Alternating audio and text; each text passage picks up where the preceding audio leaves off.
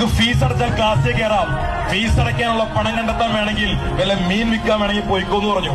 അത് കഴിഞ്ഞ് ടീച്ചർ ഒരു സെന്റൻസ് കൂടി പറഞ്ഞു, വേണമെങ്കിൽ നിന്റെ അച്ഛനെയും ഒപ്പം കൂട്ടിക്കോളാൻ പറഞ്ഞു. ക്ലാസ്സിൽ നിന്ന് പുറത്താക്കണമെന്നപ്പോ അതിന് വിഷമില്ല, കാരണം അവന് പഠിക്കാൻ ഇഷ്ടമില്ല.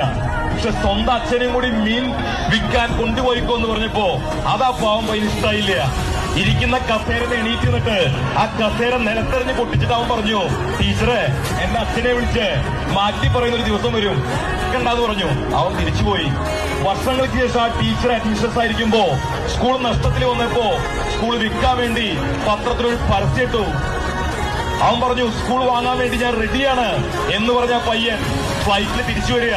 അവൻ തിരിച്ച് അവിയേറ എന്ന് പറയുന്ന അവന്റെ ഹോം ടൗണിലേക്ക് വരുമ്പോ ഫ്ലൈറ്റ് എയർപോർട്ടിൽ ലാൻഡ് ചെയ്യുന്ന സമയത്ത് ഫ്ലൈറ്റിന്റെ ജനച്ചില്ലയോടുകൂടി അവൻ എയർപോർട്ടിലേക്ക് നോക്കി. അന്ന് എയർപോർട്ടിന്റെ പേര് അവന്റെ പേരായിരുന്നു, ക്രിസ്ത്യാനോ റൊണാൾഡോ.